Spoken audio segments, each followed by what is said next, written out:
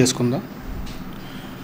పరిశుద్ధుడా, మహోన్నతుడా, సర్వోన్నతుడా, తెగల తండ్రి, కృపగల రాజా, మీ ఉన్నతమైన పవిత్రమైన నామానికి స్తుతులు స్తోత్రాలు చెల్లిస్తున్నాను తండ్రి. మీ దయ చేత, మీ ఆలోచన చేత ముందుకు సాగడానికి సహాయాన్ని దయచేయండి. మీ పిల్లగా మాతో మాట్లాడండి, సహాయం చూపించండి ప్రభా. మీ మాట లేకపోతే మేము జీవించలేము. మీ మాటలు మాకు కావాలి కాబట్టి మీరు మాతో మాట్లాడండి, నన్ను మరుగు చేయండి. చేరువిన్న సంఘాన్ని బలపరచడానికి కొన్ని మాటలు మీ ఆత్మ ద్వారా పలికింపచేసి సహాయం చేయమని క్రీస్తు వారి ఉన్నతమైన నామంలో ప్రార్థించి అడిగి వేడుకుంటున్నాం మా పరమ తండ్రి, ఆమేన్. ప్రభువైన యేసుక్రీస్తు వారి పేరట చేరువచ్చిన మీ అందరికీ కూడా నా హృదయపూర్వక వందనాలు తెలియజేస్తున్నాను. అందరికీ దేవుని యొక్క లేఖనాలను పరిశీలన చేద్దాం. బైబిల్ గ్రంథములో ఈరోజు యెహెజ్కేలు గ్రంథము 31వ అధ్యాయంలో ఒక వ్యక్తిని గురించి ధ్యానం చేసుకుందాం. యెహెజ్కేలు గ్రంథము 31వ అధ్యాయము. యెహెజ్కేలు గ్రంథము 31వ అధ్యాయము 2వ వచనాన్ని జ్ఞానం చేసుకుందాం, చదువుతాం. నరపుత్రుడా, నీవు ఐగుప్తి రాజైన ఫరోతోను అతని సమూహముతోను ఇట్లను గనుడువైన నీవు ఎవనితో సమానుడవు?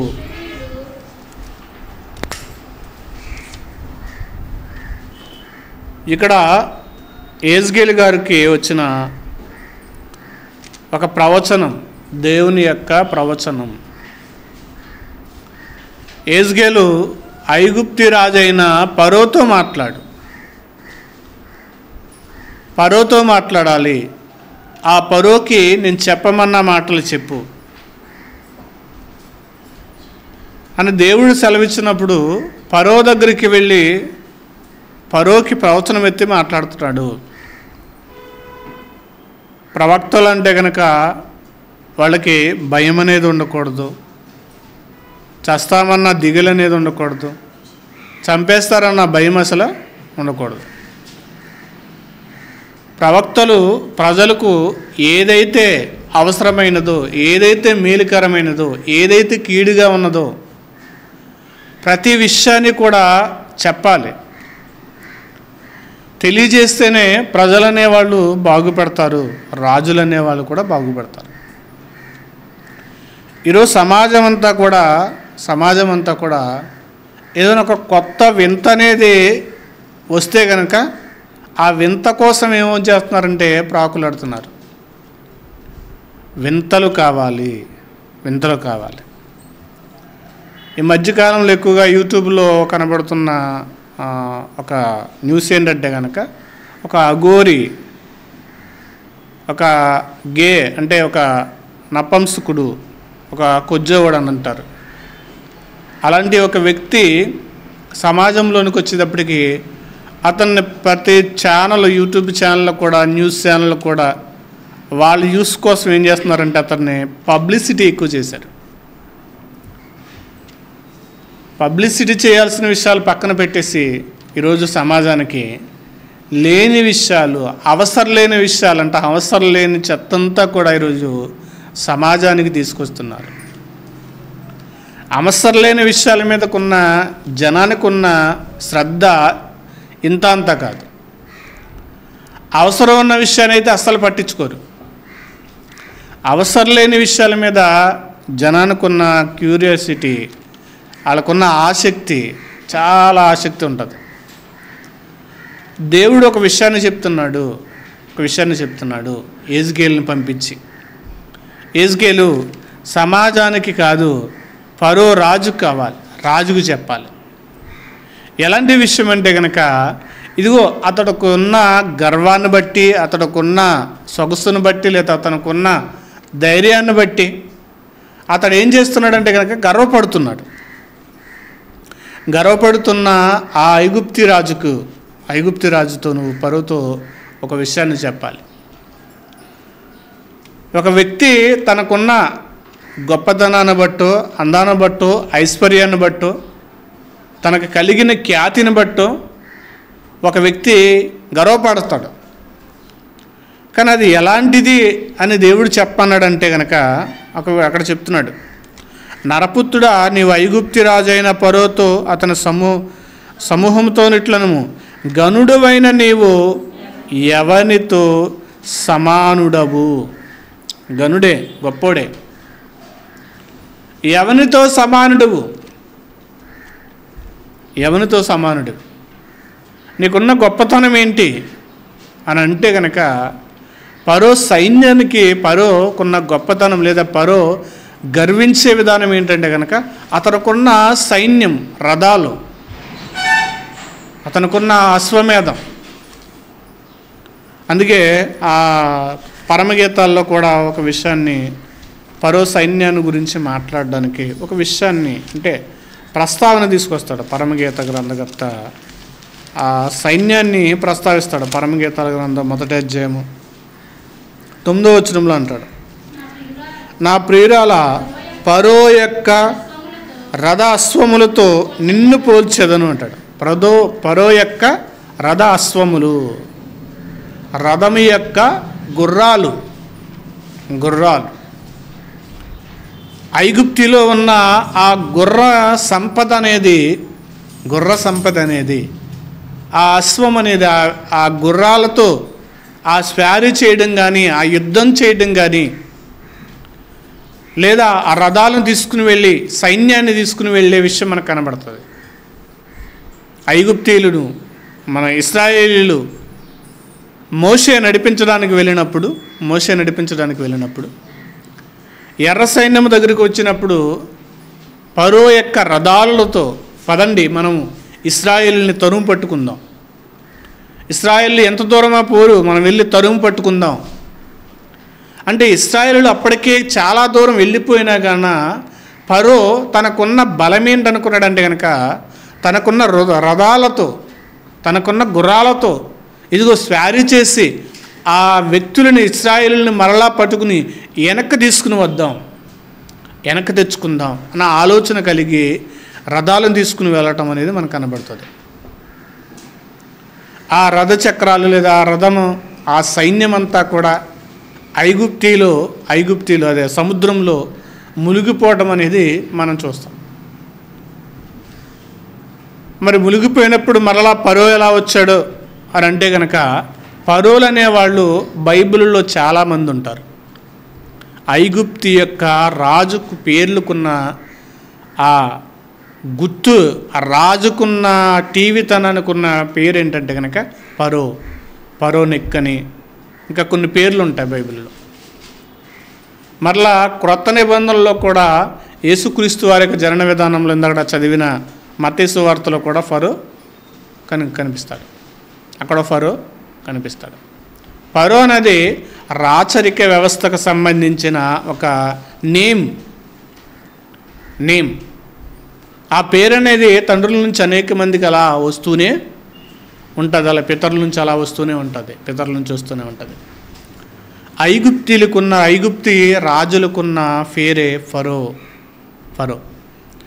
అయితే ఆ ఫరోకున్న ఆ సైన్యమును గురించి కూడా లేదా ఆ రథ యొక్క విషయాన్ని గురించి కూడా సొలొమోను ప్రస్తావించడం అనేది జరుగుతుంది. ఫరో యొక్క రథస్వములతో నిన్ను పోల్చెదను అంటే చాలా అందంగా ఉండేవంట ఆ రథాలు, ఆ గుర్రములు, ఆ అశ్వములు ఎలా ఉండేవంటే చాలా అందంగా ఉండేవంట అంటే చాలా చూడముచ్చటగా ఉండేవి. ఇప్పుడు ఫరోకి కలిగిన ధైర్యం ఏంటంటే కనుక ఇదిగో తనకున్న ఆ రథములతోనూ ఆ గుర్రములతోనూ అతడు ఏం చేసేవాడంటే గర్వపడేవాడు. ఇప్పుడు ఇశ్రాయేలీలు కూడా పాలు తేనెలు ప్రదేశానికి మోషే నడిపించిన తర్వాత మరలా ఐగుప్తిలో ఆ అరణ్యంలో చాలామంది పిట్టలుగా రాలిపోయినప్పుడు వారి పిల్లల సంతానం ఉన్న తర్వాత వాళ్ళకు కూడా దేవుణ్ణి ఏమన్నా వెంబడించారా అని అంటే కనుక వాళ్ళకు కూడా దేవుణ్ణి వెంబడించే విషయంలో మరలా ఐగుప్తికి వెళ్ళిపోవాలన్న ఆలోచనే వారికి కలిగింది. ఐగుప్తుకి వెళ్ళిపోవాలన్న ఆలోచన కలిగింది. అప్పుడు కొన్ని విషయాలను మనం చూడగలిగితే కనుక యెషయా గ్రంథం 30వ అధ్యాయము 2-3 వచనాలు చూస్తే కనుక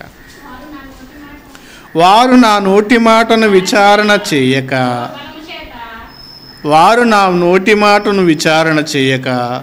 ఫరో బలము చేత తమ్మును తాము బలపరుచుకున్నటకు ఐగుప్తి నీడను శరణజొచ్చుటకు ఐగుప్తునకు ప్రయాణము చేయుదురు. దేవుడు ఎంత కష్టపడ్డాడంటే ఐగుప్తి నుంచి తీసుకురావడానికి, ఐగుప్తిలో ఉన్న బానిసత్వం నుంచి వారిని తీసుకురావడానికి, విడిపించడానికి, వాళ్ళకి స్వేచ్ఛ ఇవ్వాలని దేవుడు చేసిన పని ఇంత అంతా కాదు. మాటమాన్యం కలిగిన మోషేను పంపించాడు, అహరోనును కూడా పెట్టి పంపించాడు. ఆ ఫరో మాట విననప్పుడు ఎన్నో అద్భుతాలు చేయించాడు. అన్ని చేయించినా గాన వాళ్ళకి ఆలోచన ఎలా ఉందంటే కనుక దేవుని మాట కంటే రాయబడ్డ అక్కడ వారు నా నోటి మాటను విచారణ చేయక దేవుడు ఏం చెప్తున్నాడు? అందుకే వాక్యం వినేటప్పుడు కూడా, ఎక్కడైనా ఏ సందర్భాలు వినేటప్పుడైనా సరే, క్రైస్తవులు చూసుకోవాల్సిన విధానం ఏంటంటే కనుక ఆ వ్యక్తి వాక్యం చెప్తున్నాడా లేదా. అదేంటి అందరూ వాక్యమే చెప్తారు కదంటే, అందరూ వాక్యమే చెప్తారు. చెప్పే విధానంలో ఆ వాక్యం చెప్పే విధానంలో దేవుణ్ణి మాత్రమే చూపించాలి. ఆ పర్సన్ అనే వ్యక్తి దేవుణ్ణి చూపించాలి. దేవుణ్ణి చూపించుకోకుండా తన గురించి కానీ, లేదా తన తప్పులను వెనకేసుకోవడం కానీ, తన తప్పులను సమర్థించుకోవడం కానీ చేసినా ఆ వ్యక్తి ఏమవుతాడంటే ఫెయిల్ అయిపోతాడు. దేవుని నోటి మాటను బట్టి కాకుండా వారు ఫరో బలము చేత తమ్మును తాము బలపరుచుకున్నట్టుకును ఐగుప్తి నీడను శరణజొచ్చుటకును ఐగుప్తునకు ప్రయాణము చేయుదురు. ఫరో వలన కలుగు బలము మీకు అవమానకరమును, ఐగుప్తి నీడ శరణజొచ్చుట వలన సిగ్గు కలుగును అంటున్నాడు. చూడండి, ఫరో యొక్క బలము ఈరోజు కూడా దేవుని బలాన్ని గురించి అయితే మనిషి ఎక్కువగా ఏం చేయడంటే నమ్మడు. దేవుని బలాన్ని నమ్మడు. మరి ఏం నమ్ముతారంటే కనుక దేవుని బలాన్ని నమ్మం, కానీ దేవుడు ఇచ్చే వాటిని నమ్ముతాం. దేవుడు చేసే వాటిని, దేవుడు ఇచ్చే వాటిని, దేవుడు ఏదన్నా ఇవ్వాలి, దేవుడు ఏదన్నా చెయ్యాలి, వాటిని నమ్ముతాం. కానీ దేవుని బలాన్ని నమ్మం. దేవుని బలం ఏంటంటే కనుక దేవుడు మనకేదో చిన్న వాటిని చేసి వాటి చేత తృప్తిగా ఉండమని దేవుడు ఎప్పుడు చెప్పడు. దేవుడు బలము చాలా గొప్పది. ఐగుప్తి రాజును ఆశ్రయించినట్టుగానే తిరిగి మరలా ఐగుప్తికి వెళ్ళిపోతున్నట్టుగానే మనిషి యొక్క ఆలోచనలు, ఊహలనేవి దేవుని మీద నిలబడట్లేదు. దేవుని కొరకు నిలబడట్లేదు. మరలా ఐగుప్తికి వెళ్ళాలన్న ఆలోచన ఇశ్రాయేలుకి ఎలాగైతే వచ్చిందో, ఐగుప్తికి మళ్ళా వెళ్ళిపోవాలన్న కోరిక ఎలాగైతే మరలా ఆ నీడనే ఆశ్రయించాలన్న ఆలోచనతో ఎలాగైతే ఇశ్రాయేలు ఎలాగైతే ఉన్నారో ఈరోజు కూడా జనాభా లేదా క్రైస్తవులు అనే వాళ్ళు కూడా అలాగే ఉంటున్నారు. దేవుని నీడను ఉంటే కనుక మనిషికి నిందలు రావచ్చు, అవమానాలు రావచ్చు, అనారోగ్యమే రావచ్చు. కానీ దేవుని బలం అనేది కోరుకోవట్లేదు. ఇశ్రాయేలు ఏం చేస్తారంటే కనుక దేవుడు వారిని నడిపించాడు, ఆహారాన్ని పెట్టాడు, దాహాన్ని తీర్చాడు. మరలా వారికి ఎలా ఉందంటే కనుక వాటి మీదే ఉంది, కానీ ఇంత చేస్తే ఆయన బలం నాకు కావాలన్న ఆలోచన వాళ్ళకి అరణ్యంలోనే రాలేదు. ఇంత చేశాడు కదా మా కొరకు, ఐగుప్తు నుంచి తీసుకుని వచ్చాడు కదా, ఎన్నో అద్భుతాలు చేశాడు కదా, సముద్రాన్ని చీల్చాడు కదా, ఆయన బలం మాకు కావాలి, ఆయన బలం మాకు కావాలి, ఆయన ధైర్యంతో మేము జీవించాలి, ఆయన కొరకు మేము బ్రతకాలన్న ఆలోచనతో ఇశ్రాయేలీయులు ఏం కాలేదంటే కనుక సిద్ధం కాలేదు. మరలా ఐగుప్తుకి వెళ్ళిపోవాలన్న ఆలోచన ఎందుకు వచ్చింది వాళ్ళకి? మరలా ఐగుప్తుకి వెళ్ళిపోవాలని. ఈరోజు కూడా దేవుణ్ణి అనుభవించి బాప్తిసం తీసుకుని దేవునితో బ్రతుకుతూ మరలా లోకంలోనికి వెళ్ళిపోయేవారు కూడా ఉన్నారు. మరలా లోకం వైపుకు పరుగులు పెడుతున్న వాళ్ళు ఉన్నారు. ఎందుకంటే కనుక ఎప్పుడు దేవుడు ఏదో చేస్తుంటే మేము ఆయనతో ఉంటాం. దేవుడు ఎప్పుడు మాకు మేలులు చేస్తుంటే ఆయనతో ఉంటాం. ఎప్పుడు ఏదో ఒకటి చేయనప్పుడు దేవుడు మమ్మల్ని పట్టించుకోవట్లేదు కదా, దేవుడు మమ్మల్ని పలకరించట్లేదు కదా అని వేరే బలాన్ని ఆశ్రయించేవారు కూడా ఇశ్రాయేలీయుల వంటి వారే. అందుకే వాళ్ళ గురించి చెప్తున్నాడు. మొదటిగా వాళ్ళు నమ్మిన బలాన్ని గురించి చెప్పాడు. కింద అక్కడ యెహెజ్కేలు గ్రంథము 31వ అధ్యాయంలో యెహెజ్కేలు గ్రంథం 31వ అధ్యాయము 2వ వచనంలో అన్నాడు కదా, నరపుత్రుడా, నీవు ఐగుప్తి రాజు అయిన ఫరోతోను అతని సమూహముతోను ఇట్లనము, గనుడువైన నీవు ఎవనితో సమానుడవు? ఎవనితో సమానుడవు? ఎవనితో పోల్చగలవు నిన్ను? అంటే ఫరో ఎలాంటి వాడో దేవుడు చెప్పేశాడు ఇశ్రాయేలుకి. ఫరో ఎలాంటి వాడో చెప్పేశాడు. ఫరో ఏమనుకుంటున్నాడంటే కింద చెప్తున్నాడు చూడండి, గనుడువైన నీవెవనితో సమానుడువు? అశ్షూరీయులను లెబానోను దేవదారు వృక్షము వంటి వారైండిరి. అశ్షూరులు అంటే కనుక చాలా బలమైన వాళ్ళు. అశ్షూరు సామ్రాజ్యం ఉంది. అశ్షూరు సామ్రాజ్యం గురించి ఇప్పటికీ కూడా చరిత్ర పుస్తకాల్లో కనబడుతుంది. అశ్షూరీయులు ఆ పరిపాలన కానీ వాళ్ళ యొక్క యుద్ధాలు కానీ వాళ్ళు చేసే ఆ యుద్ధం కానీ వాళ్ళకి బలం కానీ చాలా గొప్పదన్నమాట. అశ్షూరీయులు అంటే కనుక ఏదన్నా సైన్యం వస్తే కనుక అశ్షూరీయులు భయపడిపోయేవారు అన్నమాట. చరిత్ర పుస్తకాలు చూస్తే కనుక తెలుస్తుంది. అశ్షూరీయులు అంటే బలమైన వారు. సూర్యు లాంటి వారు అన్న ఉద్దేశాలు వాళ్ళకు ఉంటాయి.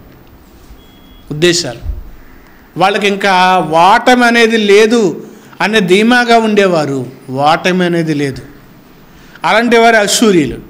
ఆ అశ్షూరీయులను వీళ్ళు ఏం చేస్తారంటే కనుక ఎంపిక చేసుకున్నారు, లేదా స్నేహం చేసుకుని ఐగుప్తుల వాళ్ళతో కూడా ఏం చేస్తున్నారంటే కనుక ఈ ఫరో సైన్యం వాళ్ళతో కూడా సమాధానముగా ఉన్నారు. అంతకుముందు పోయిన వారం చెప్పాను, ఇశ్రాయేలీలు ఇప్పుడు లెబనోను కూడా పాలస్తీనాలో ఉన్నది.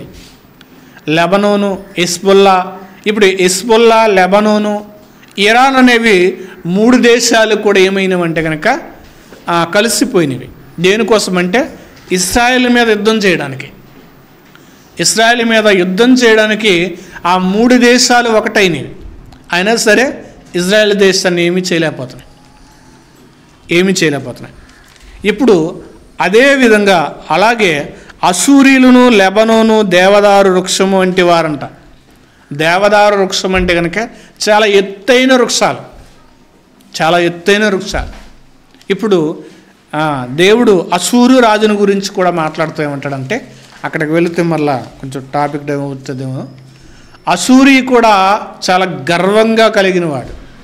అశ్షూరు ఎలాంటి వారంటే చాలా గర్వంగా ఉన్నారన్నమాట.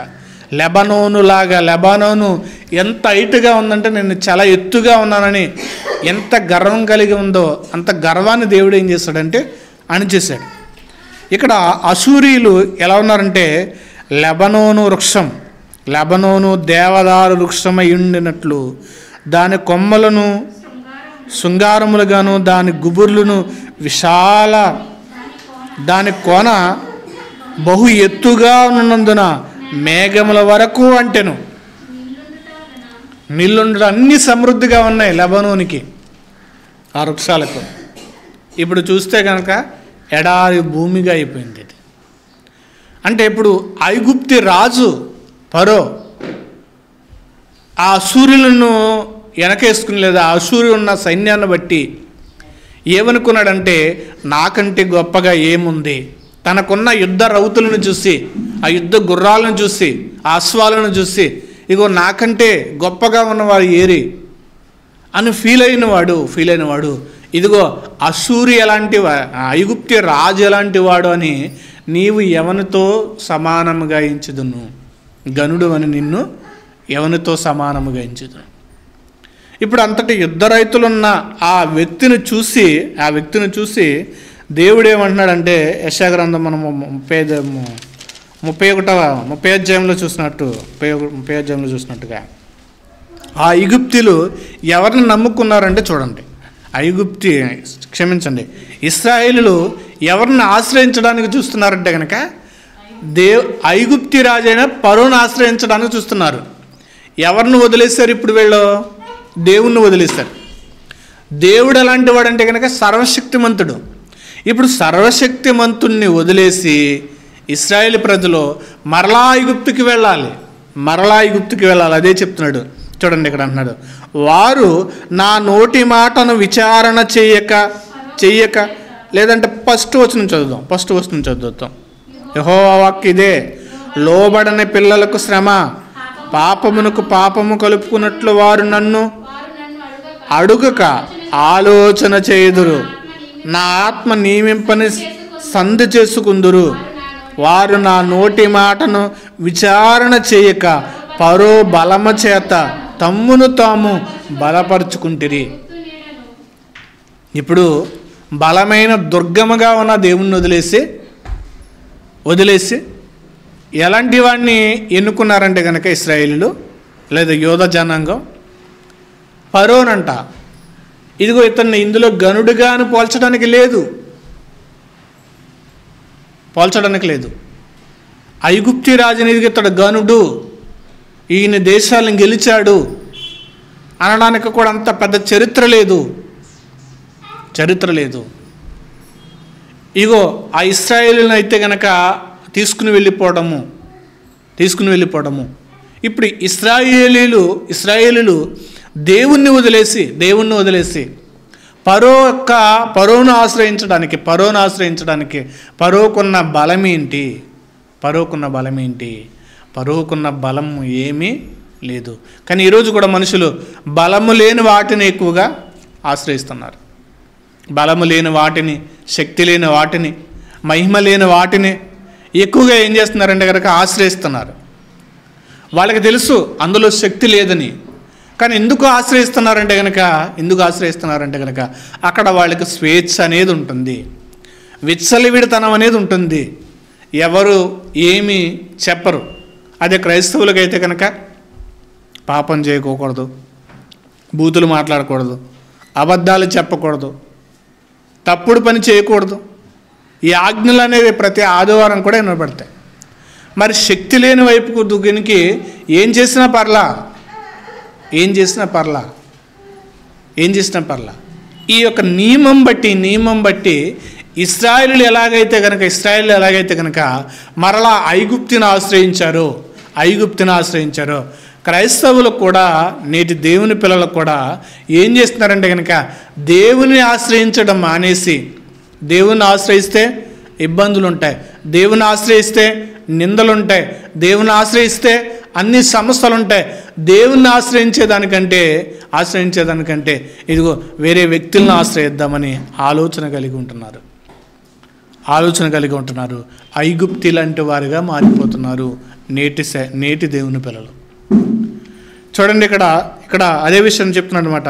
వారు నా నోటి మాటను విచారణ చేయక ఫరో బలమ చేత తమ్మును తాము బలపరుచుకున్నారంట.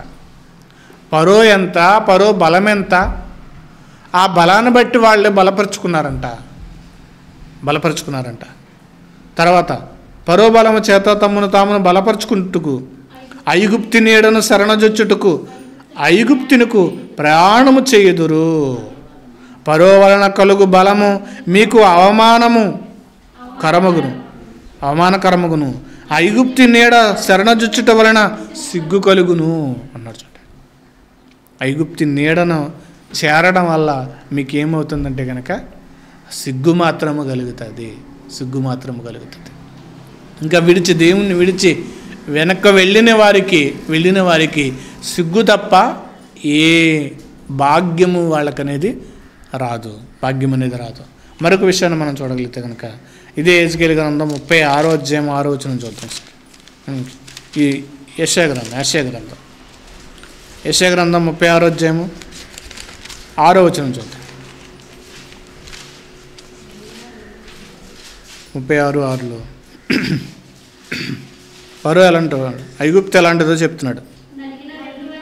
నలిగిన రెల్లు వంటి ఈ ఐగుప్తిని నీవు నమ్ముకునిచున్నావా కదా, ఒకడు దాని మీద ఆనుకుని నీడలా అది వాని చేతిలో గుచ్చుకొని దూసిపోవును. ఐగుప్తి రాజైన ఫరోను అతను నమ్ముకున్న వారందరూ అట్టివారే అన్నట్టు. నలిగిన రెల్లు, కర్ర, నలిగిపోయిన కర్ర. ఐగుప్తి రాజైన ఆ ఫరో ఎలా ఉన్నాడంటే కనుక, మీరు ఐగుప్తి రాజుని నమ్ముకుంటారే. ఇప్పుడు దేవుని కాకుండా మనం ఏది నమ్మినా గాన ఐగుప్తి రాజుతో పోలుస్తున్నాడు. నలిగిన రెల్లు వంటి వాడు. అతడు బలమైన కర్ర కూడా కాదు మిమ్మల్ని నిలబెట్టడానికి, మిమ్మల్ని ఆదుకోవడానికి. ఇప్పుడు నలిగిపోయిన రెల్లు ఏం చేస్తుంది? గాలి వేసినా గాన ఊగుతుంది, లేదు ఇరిగిపోతుంది. ఐగుప్తి రాజు ఏమైనా వాళ్ళని ఏమైనా రక్షిస్తాడా? వాళ్ళని ప్రొటెక్ట్ చేయగలడా? వాళ్ళని కాపాడగలడా అంటే కనుక లేదు. అలా కాపాడలేని వ్యక్తిని ఏం చేస్తున్నారంటే కనుక ఈరోజు నమ్ముతున్నారు. ఒక మనిషిని కాపాడలేని దైవాన్ని ఏం చేస్తున్నారు ఈరోజు మనుషులు? ఆశ్రయిస్తున్నారు. ఒక వ్యక్తిని కాపాడలేని, ఒక వ్యక్తిని ఇంకున్న పాపాన్ని తీయలేని, ఒక మనిషిలో ఉన్న ఆ అభ్రతా భావాన్ని తీయలేని నలిగిన రెల్లు వంటి దాన్ని ఎలాగైతే ఆశ్రయిస్తున్నారో మనుషులు కూడా అలాగే ఆశ్రయిస్తున్నారు. అదే చెప్తున్నాడు ఫరో. నలిగిన రెల్లు వంటి ఈ ఐగుప్తిని నీవు నమ్ముకొనుచున్నావు కదా, ఒకడు దానిని ఆనుకుని ఎడల అది వాని చేతికి గుచ్చుకును. ఒకడు దాన్ని ఆశ్రయించాడు అనుకోండి, వాడికే నష్టం. ఏమన్నా మేలేమన్నా చేస్తుందంటే ఏ మేలు ఉండదు. వెళ్ళటం, మొక్కడం, రావడం తప్ప ఏ మేలు అనేది ఏముండదు. అలా భ్రమపడటం తప్ప. కానీ అదే జీవం గల దేవుడైతే కనుక, యేసుక్రీస్తు వారైతే కనుక చూడండి, ఏదైనా అడిగితే కనుక వెంటనే మనకి దేవుడు ఏం చేస్తాడంటే స్పందనిస్తాడు. అందుకే యేసుక్రీస్తు ప్రభుల వారికి ఉన్న ఆ మాట ఏంటంటే, మాట్లాడే దేవుడినా, మాట్లాడే వ్యక్తినా, మాట్లాడతాడు ఈయన. మనం అడిగేదానికైనా సమాధానమిస్తాడు.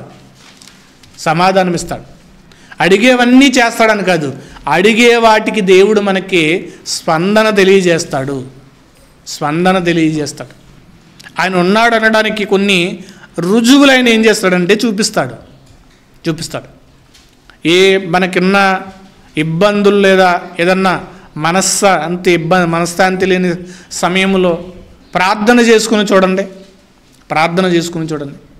ఎటు తోచని స్థితిలో ఉన్నప్పుడు తలుపేసుకుని ప్రార్థన చేసుకుని చూడండి. ఒక తెలియని యొక్క ధైర్యాన్ని ఇస్తాడు, నమ్మకాన్ని ఇస్తాడు, ఉత్సాహాన్ని ఇస్తాడు. ఆయన ఎలా కలుగుతుందంటే కనుక ఆయన మాట్లాడేవాడు కాబట్టి.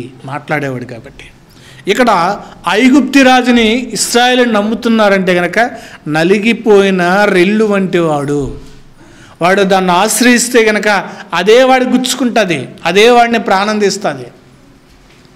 అదే వాడిని ఏం చేస్తుందంటే కనుక నాశనానికి తీసుకుని వెళుతుంది.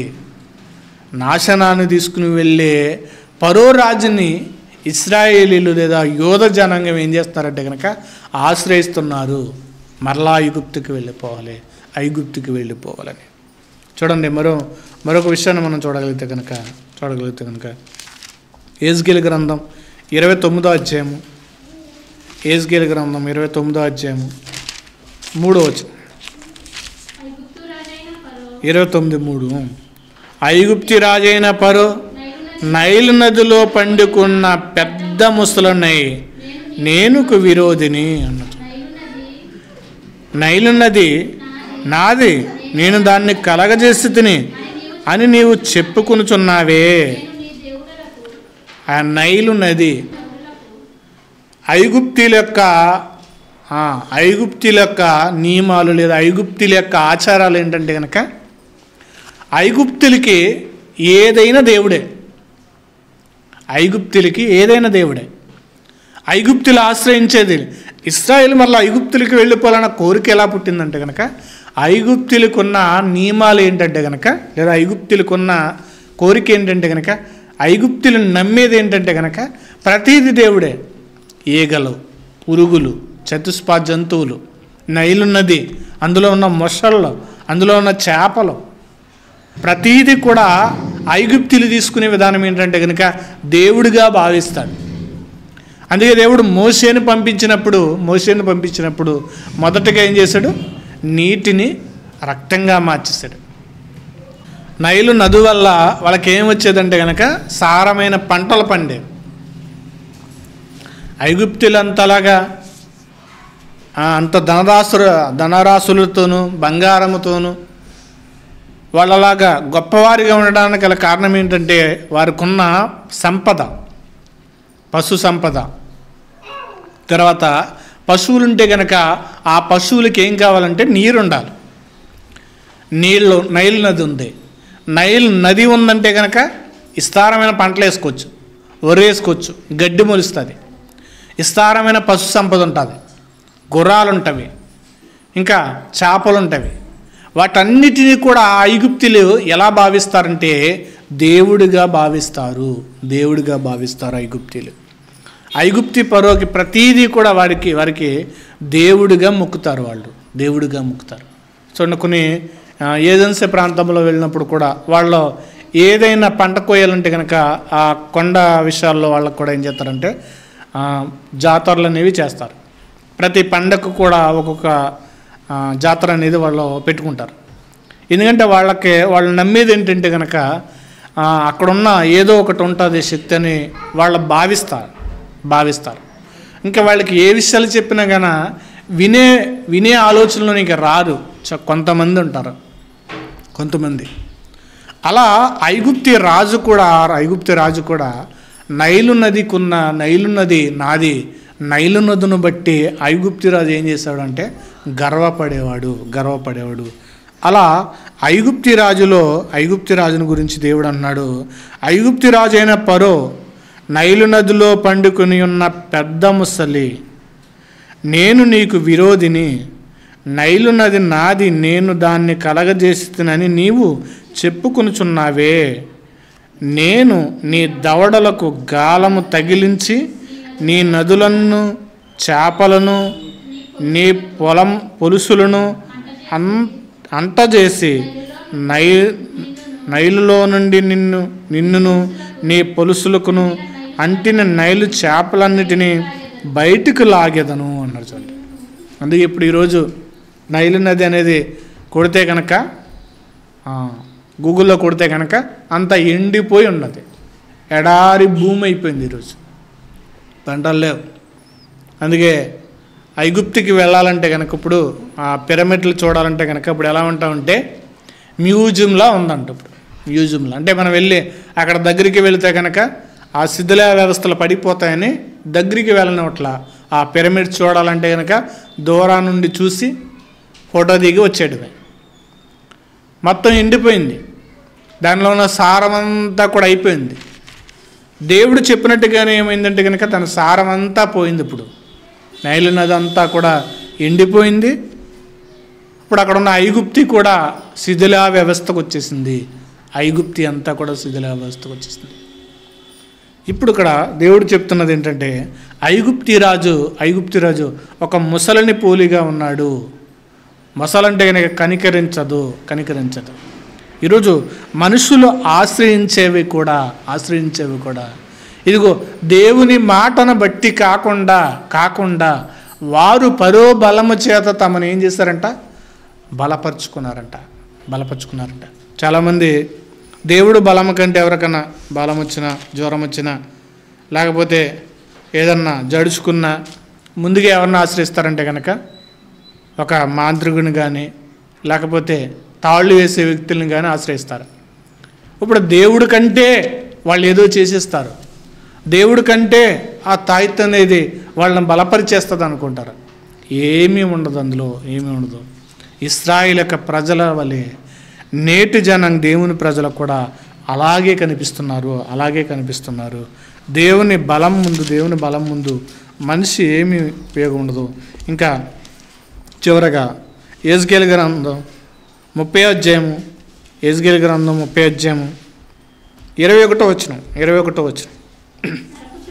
నరపుత్రుడా, నేను ఐగుప్తి రాజైన ఫరో బాహువును విరిచితిని, అది బాగుపడుట ఎవరును దాన్ని కట్టడుదురు, అది కూల్చుటకును ఖడ్గమును పట్టుకును లాగును ఎవరును దాన్ని బద్దకట్టుదురు.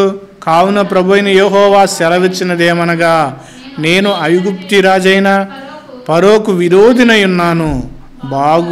బాగుగా ఉన్న దానిని విరిగిపోయినను దానిని అతని 2 చేతులను విరిచి అతని చేతిలో నుండి ఖడ్గమును జారి పడజేసేదను అన్నట్టు. ఐగుప్తి రాజు అయిన ఫరో చేతిలో నుంచి నేనేం చేస్తానంటే తీసివేస్తాను. అతడి ఖడ్గము ఏమీ చేయలేదు, అతడి బాహువుని విరిచేస్తాను. అది బాగుపడుటకు ఎవడో దాన్ని కట్టడం, దాన్ని బాగుపడడానికి ఎవడ కూడా రాడు. బాగుపడడానికి అది ఏమీ చేయలేదు. ఇంకా ఫరో ఒక బలం ఏముండదు. అందుకే చివరగా ఫరో ఎక్కడ కనిపిస్తాడంటే మనకి మత్తయి సువార్తలో కనిపిస్తాడు. మత్తయి సువార్త 2వ అధ్యాయంలో మనకు కనబడతాడు. మత్తయి సువార్త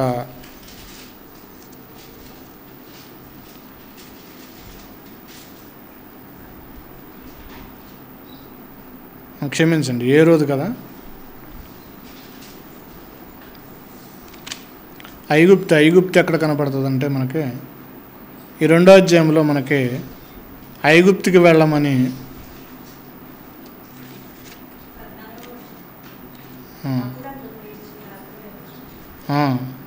ఐగుప్తికి తీసుకువెళ్ళమంటాడు. యేసుక్రీస్తు వారు బాలుడిగా ఉన్నప్పుడు ఏ రోజు చంపాను ఉద్దేశిస్తున్నాడు కాబట్టి అన్న ఉద్దేశంతో ఐగుప్తికి వెళ్ళమంటాడు. యేసుక్రీస్తు వారిని అప్పుడు ఐగుప్తికి తీసుకుని వెళ్తారో అక్కడ ఐగుప్తిలో ఉండి ఏ రోజు చనిపోయిన తర్వాత, క్షమించండి పర్వాన అన్నా నేను, ఐగుప్తి రాజైన ఏ రోజు చనిపోయిన తర్వాత మరలా తీసుకుని వస్తారు.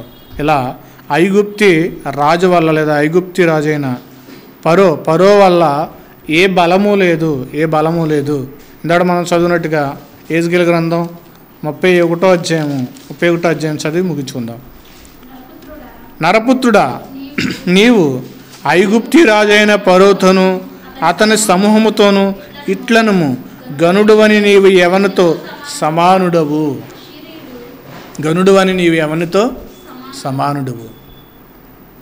గనుడువని ఎవనితో సమానంగా ఉంటావు? లేడు. ఐగుప్తి రాజైన ఫరో ఎవరికి సమానుడిగా లేడు. ఐగుప్తి కూడా అలాగే ఈరోజు ఇప్పుడు శిథిలమైపోతున్న పిరమిడ్స్ అంతా కూడా శిథిల వ్యవస్థకు వచ్చేసింది. ఇప్పుడు శిథిలమైపోతున్న దానిని నమ్ముకోవడం వల్ల ఏమీ లేదు. బలహీనమైన దాన్ని ఆశ్రయించడం వల్ల ఏ ఉపయోగం లేదు. కానీ సమానుడిగా లేదా యేసుక్రీస్తు వారితో ఎవరిని కూడా పోల్చడానికి లేదు. ఆయనకు సరిరారు ఎవరు. ఆయనతో పోటీ రావడానికి సమవుజ్జి అయిన వారు కూడా ఎవరో లేరు. బలవంతుల్లో లేదా ఆయనకున్న గొప్పతనాల్లో, ఆయనకున్న పరిశుద్ధతలో కూడా ఎవరు కూడా యేసుక్రీస్తు వారికి సాటి లేరు కూడా. మరి యేసుక్రీస్తు వారిని కడదాకా వెంబడిస్తుంటే కనుక, వెంబడించకుండా ఎందుకు మనిషి యొక్క ఆలోచనలు అనేవి, మనిషి యొక్క ధీమాలని పక్కకి వెళ్ళిపోతున్నాయి. ఎక్కడికి రా?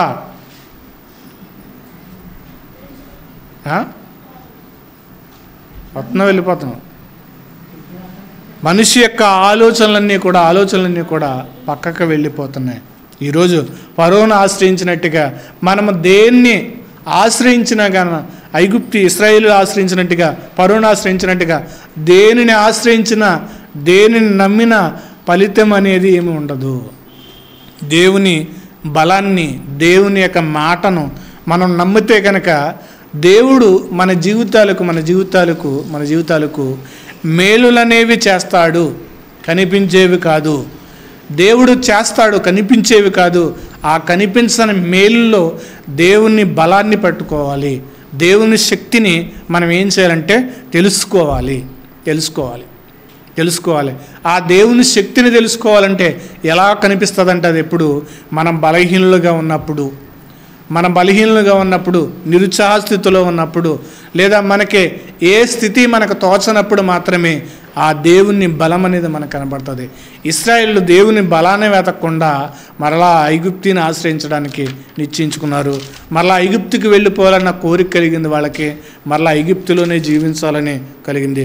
మనం ఇశ్రాయేలు వలె, మనం యూదుల వలె ఐగుప్తికి వెళ్ళిపోవాలని, లేదా మరలా వెనక్కి వెళ్ళిపోవాలన్న ఆలోచన కాకుండా మరలా నిరీక్షణ కలిగిన వారముగా అపోస్తుడైన పౌలు గారు అంటారు, మీరు ఇతరుల వలె నిరీక్షణ లేని వారి వలె కాకుండా మీరు నిరీక్షణ కలిగిన వారి వలె మీరు క్రీస్తు వైపుకు సాగండి అంటాడు.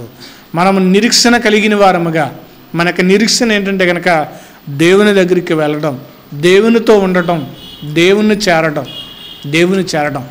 ఐగుప్తీలు లేదా ఇశ్రాయేలీలు ఐగుప్తుని ఆశ్రయించడానికి పరుగులు ఎత్తారు. మనమైతే కనుక మన పందు పరుగంలో యేసుక్రీస్తు వారి దగ్గరికి పరిగెట్టాలి. యేసుక్రీస్తు వారి కొరకు మనం ప్రయాసపడాలి. యేసుక్రీస్తు వారి దగ్గరికి మన ప్రయాణాన్ని ఏం చేయాలంటే కనుక కొనసాగించాలి. యేసుక్రీస్తు వారి దగ్గరికి కొనసాగించడానికి ఆయన బలాన్ని మనం ఏం చేయాలంటే కనుక కోరుకోవాలి. ఆయన బలం ఏమిటంటే కనుక ఆయన ఎదుట మనము మోకరిల్లి అడుగుతున్నప్పుడు దేవుడు మనకిచ్చే శక్తి అది దేవుని బలము. ఇశ్రాయేలు దేవుని బలాన్ని వదిలేసి ఐగుప్తికి వెళ్ళిపోవాలనుకున్నారు. అలా ఐగుప్తికి వెళ్ళిపోవాలన్న ఆలోచన మనలో ఉంటే కనుక దాన్ని విడిచిపెట్టి మనము నిత్య జీవాన్ని ఇస్తున్న యేసుక్రీస్తు వారి వైపుకు పరుగును వెత్తడానికి, లేదా ఆ నిరీక్షణ వైపుకు కొనసాగించేవారుగా మారడానికి సాగిపోదాం. ఈ యొక్క మాటలను దేవుని యొక్క కృపలో బలపడుతుంది కాక ప్రార్థన చేసుకుందాం.